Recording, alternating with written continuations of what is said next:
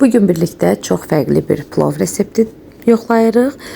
Səhv etmirəmsə, bildiyim qədərilə İran mətbəxinə məxsus bir aş çeşididir. İlk olaraq 1 kiloqram ətimizi doğrayıb qaynadırıq. Daha sonra isə maşından keçirdirik.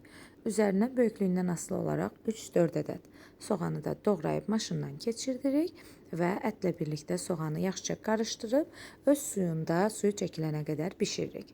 Daha sonra isə böyüklüyündən asılı olaraq 2-3 ədəd pomidoru soyub, 2-3 ədəd də biberlə birlikdə təkrar maşından keçirdirik.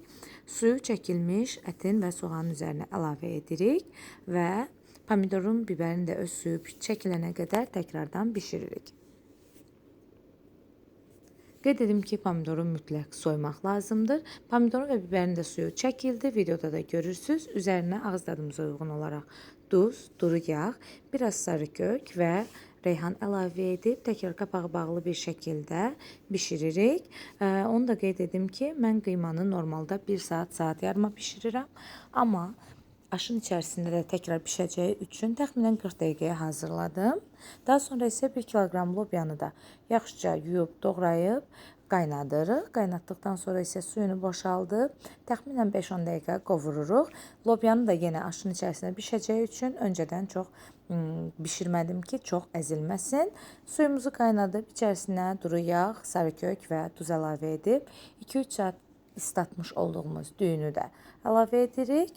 10-15 dəqiqə qaynadırıq. Tam istədiyimiz qaynarlığa gələnə qədər. Süzdükdən sonra qazanın dibinə yuxa yerləşdirib, düyünün bir hissəsini qazanın dibinə hər tərəfinə yayırıq. Mənim düyüm biraz çox oldu, qazanım balaca oldu. Ona görə artıq qalan düyümü başqa bir qazanda boş bir şəkildə süzdüm. Əgər sizdə də artıq qalarsa bu formada edin. Normal reseptdə 1 kiloqram, 1 kiloqram və 1 kiloqramdır.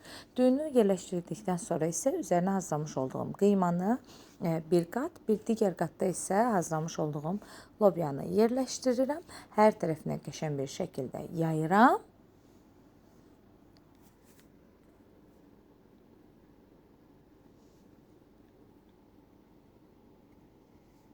Bu aşın ən sevdiyim tərəfi odur ki, hər şey içərisində də əlavə heç nəyə artıq ehtiyac qalmır. Daha sonra isə yerdə qalan düyümü də təkrar qazanıma əlavə edirəm.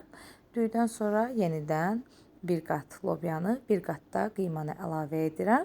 Mən son qatı lobya və qıyma ilə etdim. İstəsəniz üzərini təkrar düyü ilə örtə bilərsiniz. Amma mənə elə daha xoş görünür və servis edən zamanda daha yaymaq, qarışdırmaq üçün də daha yaxşı olur. 40-45 dəqiqədə dəmdə saxlayırıq. Videoda gördüyünüz şəkildə aşımız artıq hazırdır. Servis edə bilərik. Hazırlayan hər kəsə indidən nuş olsun.